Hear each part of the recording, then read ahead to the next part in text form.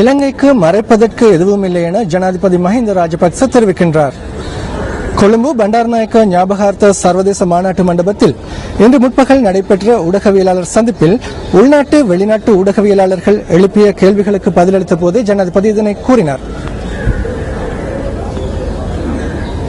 இந்த ஊடகவியலாளர் சந்திப்பில் ஜனாதிபதி மஹிந்த ராஜபக்ச மற்றும் பொதுநலவாய அமைப்பின் செயலாளர் நாயகம் கமலேஷ் சர்மா ஆகியோர் கலந்து கொண்டிருந்தனர். We are honored to have the privilege to host. இத்தகைய முக்கிய மாநாடொன்றை இலங்கையில் நடத்துவதற்கான சந்தர்ப்பம் கிடைத்தமை மற்றும் அனைவருக்கும் பொதுவான முக்கிய தலைவர்கள் தொடர்பில் பொதுநலவாய நாடுகளின் அரசு தலைவர்கள் இங்கு கருத்துக்களை பரிமாறுகின்றவை தொடர்பில் நான் மகிழ்ச்சி அடைகின்றேன். சமத்துவத்துடனான வளர்ச்சி எனும் தொழிற்பொருளில் இம்முறை பொதுநலவாய மாநாடு நடைபெறுகின்றது. இது அனைத்து நாடுகளுக்கும் பொதுவானது. அபிவிருத்தி நடவடிக்கையில் அனைத்து தரப்பும் உள்ளீர்க்கப்படுவதால் இது அனைத்து தரப்பினருக்கும் தாக்கத்தை செலுத்துகின்றது. பொதுநலவாய நாடுகள் அமைப்பில் அங்கம் வகிக்கின்ற நாம் அனைவரும் இத்தகைய பொருளாதார அபிவிருத்தியை நோக்கி பயணிப்பதற்கு ஒன்றிணைய வேண்டும். குறிப்பாக அபிவிருத்தி அடைந்து வருகின்ற நாடுகள் அதனுடன் ஒன்றிணைய வேண்டும்.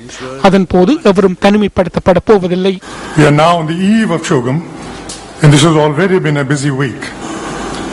பொதுநலவாய அரச தலைவர்கள் மாநாட்டிற்கு முன்னைய நாளிலேயே நாம் தற்போது இருக்கின்றோம். இது மிகவும் வேலைப்படக்கூடிய வாரமாகும். இத்தகைய சாதகமான பூரண நிகழ்ச்சியொன்றை நடத்துவதில் உள்ள அழுத்தம் பெரும்பாலும் குறைந்துள்ளது. இந்த மாநாட்டை நடத்துகின்ற இலங்கை அரசாங்கமும் மக்களும் வழங்குகின்ற ஒத்துழைப்பும் சிறப்பான செயற்றிட்டங்களும் இதற்கு காரணமாக அமைந்துள்ளன. இந்த ஏற்பாடுகள் தொடர்பில் நாம் ஜனாதிபதி மஹிந்த ராஜபக்ச அவர்களுக்கு வாழ்த்துக்களை தெரிவிக்கின்றோம். இந்த நாட்டில் அமைச்சர்கள் மாநாட்டிற்கு ஒத்துழைப்பு வழங்குகின்ற ஆயிரக்கணக்கான இலங்கையர்கள் மேற்கொள்ளும் அர்ப்பணிப்பு தொடர்பில் நாம் நன்றி தெரிவிக்கின்றோம். புலம்பெயர் தமிழ் சமூகம் தொடர்பில் ஊடகவியலாளர்கள் ஜனாதிபதி மஹிந்த ராஜபக்சவிடம் கேள்வி எழுப்பினர். இலங்கைக்கு வருகை தருமாறு நாம் அவர்களுக்கு அழைப்பு விடுத்தோம். அவர்கள் வருகை தந்தால் அவர்களுடன் கலந்துரையாடல்களை மேற்கொள்ள முடியும். நாம் அவர்களை செவிமடுக்கின்றோம், அவர்களும் எம்மை செவிமடுக்க வேண்டும். உண்மையிலேயே இலங்கையில் என்ன நடக்கின்றது என்பதை இங்கு வந்து காண வேண்டும். எமக்கு பாரிய எதிர்ப்புகள் வெளியிடப்பட்டுள்ளன. எல்டிடியினர் தொடர்பில் கருணை கொண்டுள்ள சிலர் இங்குள்ளனர் என்பதை நீங்கள் நினைவில் வைத்திருக்க வேண்டும். பெரும் எண்ணிக்கையிலானவர்களை படுகொலை செய்த 14,000 பேர் சரணடைந்துள்ளனர். அவர்கள் பாதுகாப்பு தரப்புடன் யுத்தம் செய்தவர்கள், அதே போன்று கிராமங்களுக்குள் புகுந்து அவற்றை அழித்தவர்கள். தற்போது 4 வருடங்கள் கடந்துள்ள நிலையில் குறைந்தபட்சம் சுதந்திரமாவது உள்ளது. நாம் அவர்களையும் வெற்றி கொள்ள வேண்டியுள்ளது.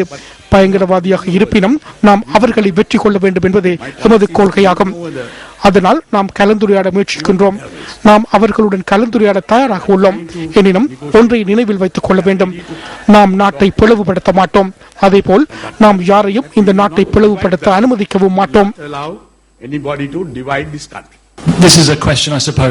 இந்த கேள்வி ஜனாதிபதிக்கும் திரு சர்மா அவர்களுக்குமானது.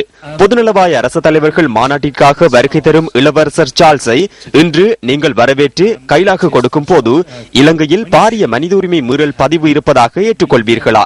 அதேபோன்று அடுத்த கேள்வியை திரு சர்மாவிடம் தொடுக்கின்றோம். ஏற்கனவே எழுப்பப்பட்ட கேள்விகளுக்கு அமைய செயற்படாவிட்டால் பொதுநலவாய நாடுகளுக்கும் அதன் சாசனத்திற்கும் இழிவு ஏற்படும் அல்லவா? Of the Commonwealth and its charter, and therefore what is the point of the Commonwealth unless everyone agrees to the same kind of principles? It does not make a mockery of the charter because if anything இதனால் சாசனத்திற்கு இழிவு ஏற்படாது. ஏனெனில் பொதுநலவாய நாடுகளின் செயலாளர் நாயகம் அலுவலகம் வெளிப்படையாக செயற்படும் விதத்தை அனைவரும் நன்கறிவர். இது ஒரு ஏமாற்றும் நடவடிக்கை என நீங்கள் கூறுகின்றீர்கள். இது ஏமாற்றத்தை ஏற்படுத்தாது. பொதுநலவாய அமைப்பின் செயற்றிறனே இதன் மூலம் புலப்படுகின்றது.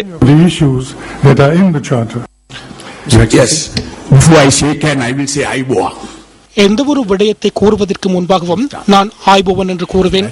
அதுவே எந்த ஒருவரையும் இலங்கை வரவேற்கும் முறையாகும். மன்னராக இருப்பினும், மகாராணியாக இருப்பினும், ஏனொரு பிச்சைக்காரனாக இருப்பினும் இலங்கைக்கு வந்தால் நாம் அவர்களை அவ்வாறே வரவேற்போம். இருப்பினும் அவர் நிகழ்வை நடத்துவதற்காக வருகின்றார். அவர் என்னை சந்திக்க உள்ளார். நாம் அவருடன் கலந்துரையாடுவோம். கடந்த 30 வருடங்களாக நாம் துன்பங்களை அனுபவித்ததை நீங்கள் நினைவில் கொள்ள வேண்டும். அந்த காலகட்டத்தில் பல்வேறு மனித உரிமை மீறல்கள் இடம்பெற்றதை நினைவில் கொள்ள வேண்டும். தற்போது யுத்தம் நிறைவு பெற்றுள்ளது. மக்கள் அதனை பாராட்டுகின்றனர். That menace is something that people are appreciating. What do you People who were killed? I can't hear you. 2009 ஆண்டின் இறுதி சில நாட்களில் பாதிக்கப்பட்டவர்கள் இதனை அனுமதிக்க மாட்டார்கள் அல்லவா? People were getting killed for 30 years. At least after 2009 we have stopped it. 30 வருடங்களாக மக்கள் படுகொலை செய்யப்பட்டனர். 2009 ஆண்டில் நாம் அதனை நிறுத்தினோம். தற்போது இலங்கையில் அத்தகைய படுகொலைகள் இடம்பெறுவதில்லை. இலங்கைக்கான சட்ட கட்டமைப்பை நாம் கொண்டுள்ளோம். கற்றுக்கொண்ட பாடங்கள் மற்றும் நல்லிணக்க ஆணைக்குழுவை நாம் நிறுவினோம். எம்மிடம் நீதி கட்டமைப்பு உள்ளது. எம்மிடம் மனித உரிமைகள் ஆணைக்குழு உள்ளது. தற்போது பொதுநலவாய அமைப்பு அதனை வெளிப்படுத்த தயாராக உள்ளது. அத்துடன் யாராவது இலங்கையில் மனித உரிமை மீறல்கள் தொடர்பாக, குறிப்பாக அது துன்புறுத்தலாகவோ அல்லது துஷ்பிரயோகமாகவோ இருப்பினும் எம்மிடம் அதற்கான கட்டமைப்பு ஒன்று உள்ளது. நீங்கள் எமது நாட்டின் கட்டமைப்பிற்கும் கலாச்சாரத்திற்கும் மதிப்பளிக்க வேண்டும். நாம் இவற்றை ஆராய தயாராக உள்ளோம். ஏதேனும் மீறல்கள் இடம்பெற்றிருப்பின், யாராக இருப்பினும் நாம் அவர்கள் மீது நடவடிக்கை எடுப்போம். யாராக இருப்பினும் நான் அதனை மேற்கொள்வேன். நாம் மிகவும் வெளிப்படையானவர்கள். எம்மிடம் மறைப்பதற்கு எதுவும் இல்லை. எம்மிடம் மறைப்பதற்கு எதுவும் இல்லை. So,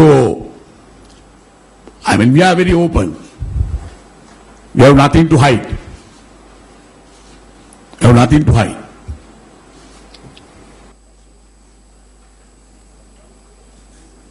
ஊடகவியலாளர் சந்திப்பு நிறைவு பெற்றதன் பின்னர் பொதுநலவாய அரச தலைவர்கள் மாநாட்டை முன்னிட்டு நினைவு முத்திரையும் முதல் நாள் கடித உரையும் வெளியிட்டு வைக்கப்பட்டமை குறிப்பிடத்தக்கது. உலகை ஒன்றுபடுத்தும் தேசம் எனும் துணிப்பொருளில் பொதுநலவாய அரச தலைவர்கள் மாநாட்டை முதல் தடவையாக இலங்கை வரலாற்றில் நடத்தும் வாய்ப்பை பெற்றுக்கொண்டமைக்கான அனைத்து பெருமைகளும் ஜனாதிபதி மஹிந்த ராஜபக்ச தலைமையிலான அரசாங்கத்திற்கும் இந்த நாட்டு மக்களுக்குமே சார்கின்றது. அந்த வகையில் எம்மால் பெரிதும் எதிர்பார்க்கப்பட்ட பொதுநலவாய அரச தலைவர்கள் மாநாடு நாளை நடைபெறுவதற்கான சகல ஏற்பாடுகளும் பூர்த்தி செய்யப்பட்டிருக்கின்றன. இந்த மாநாட்டில் கலந்து கொண்டு தலைமை உரையாற்றி அங்குரார்ப்பணம் செய்து வைப்பதற்காக பிரித்தானிய முடிக்குரிய இளவரசர் சார்ல்ஸ் இலங்கைக்கு இன்று பிற்பகல் வருகை தந்துள்ளார். இதன் அடிப்படையில் நாட்டிற்கு பொதுநலவாய அமைப்பில் அங்கம் வகிக்கின்ற நாடுகளின் அரச தலைவர்கள் உள்ளிட்ட வெளிவிவகார அமைச்சர்கள் மற்றும் பிரதிநிதிகள் நாட்டிற்கு பெருமளவில் வந்த வண்ணம் உள்ளனர். அத்துடன் நாளைய தினமும் அரச தலைவர்கள் நாட்டிற்கு வருவார்கள் என எதிர்பார்க்கப்படுகின்றது. பொதுநலவாய அரச தலைவர்கள் மாநாட்டின் நாளைய அங்குரார்ப்பண வைபவம் கோலாகலமாக ஏற்பாடு செய்யப்பட்டிருப்பதாகவும் தெரிவிக்கப்பட்டுள்ளது. அத்துடன் இந்த மாநாடு தொடர்பில் மாநாட்டிற்கு முன்னோடியாக ஏற்கனவே பொதுநலவாய இளைஞர் மன்ற மாநாடு, பொதுநலவாய மக்கள் மன்ற மாநாடு, பொதுநலவாய வர்த்தக மாநாடு ஆகிய மாநாடுகளும் நடத்தப்பட்டு இன்றைய தினம் வெற்றிகரமாக நிறைவு செய்யப்பட்டிருக்கின்றன. நாளைய தினம் தொடர்ந்தும் பொதுநலவாய அரச தலைவர்கள் உச்சி மாநாடு தொடர்பான நேரடி தகவல்களை உடனுக்குடன் வழங்குவதற்கு நியூஸ் ஃபர்ஸ்ட் காத்திருக்கின்றது. தொடர்ந்தும் நியூஸ் ஃபர்ஸ்டோடு இணைந்திருங்கள். இது இலங்கையின் நேரம். தொடர்ந்தும் கலையகத்தில் சந்திரிகா. பொதுநலவாய அரசு தலைவர்கள் மாநாடு தொடர்பான தகவல்களை வழங்கியிருந்தார் நமது அலுவலக செய்தியாளர் KF ரசூல். நன்றி ரசூல். கோட்டை சிறிகொத்தவில் உள்ள ஐக்கிய தேசிய கட்சியின் தலைமையகத்துக்கு முன்பாக இன்று பகல் அமைதியின்மை ஒன்று ஏற்பட்டது.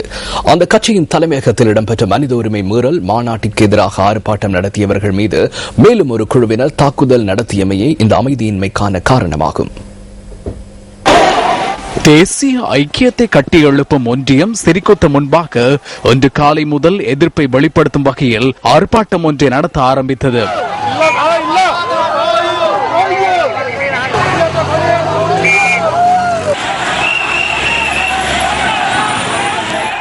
இதனைத் தொடர்ந்து தேரர்கள் சிலரும் குறித்த இடத்திற்கு வருகை தந்து தமது எதிர்ப்பை வெளிப்படுத்தினர்.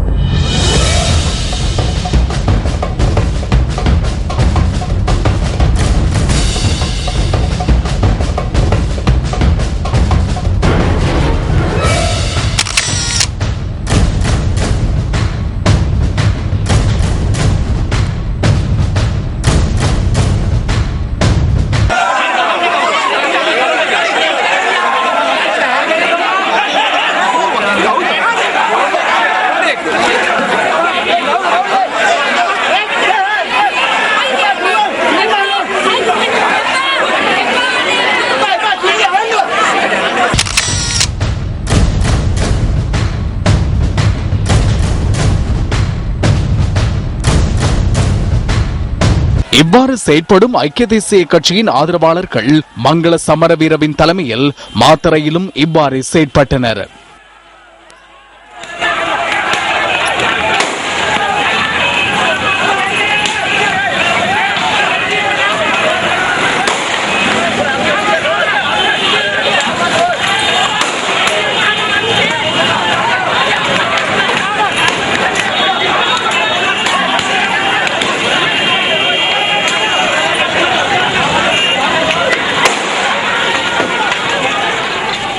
මහා සංඝරත්නයට බිම පෙරලගෙන மகாநாயக்க தேரர்களை இவ்வாறு கீழ்த்தரமாக தாக்குவதனை நாம் கண்டோம். விசேடமாக மங்கள சமரவீர ஐக்கிய தேசிய கட்சிக்குள் வந்து கருவாத்தடி கலாச்சாரத்தை உருவாக்கி மாத்தறையில் தமது கட்சியின் ஆதரவாளர்களையே தாக்கி ஆரம்பித்த இந்த வன்முறை ஐக்கிய தேசிய கட்சியின் தலைமை காரியாலயமான சிறிகொத்தாவிற்குள் தேரர்களை தாக்கும் அளவிற்கு மேலோங்கி உள்ளது. ஐக்கிய பிக்குகள் முன்னணி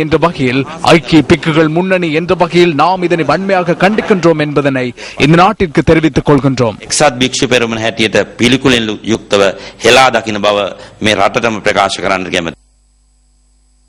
இந்த நிலைமையில் கரு ஜெயசூரிய தலைமையில் ஐக்கிய தலைமைத்துவ குழுவின் கூட்டம் இன்று நடைபெற்றதுடன் பொதுநலவாய அரசு தலைவர்கள் மாநாட்டில் கலந்து கொள்ளாதிருக்கவும் இதன் போது தீர்மானிக்கப்பட்டுள்ளது.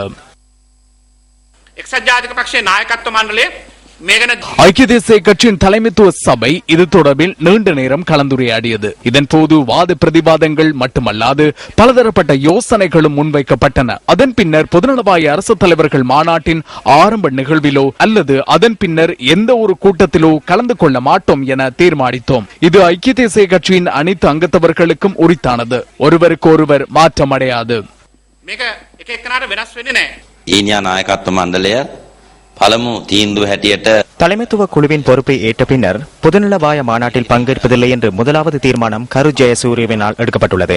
நாட்டின் ஐக்கியத்துக்காகவே 17 பேருடன் அரசாங்கத்தில் இணைந்து கொண்டதாக அவர் தெரிவித்தார். தற்போது தேச விரோதத்தை ஏற்படுத்தி அவரது உண்மையான சுயரூபத்தை வெளிப்படுத்தியுள்ளார். எடுக்கப்பட்ட இந்த தீர்மானமானது கரு ஜெயசூரியவின் தேசப்பற்றிய நாட்டுக்கு எடுத்துக்காட்டுகின்றது.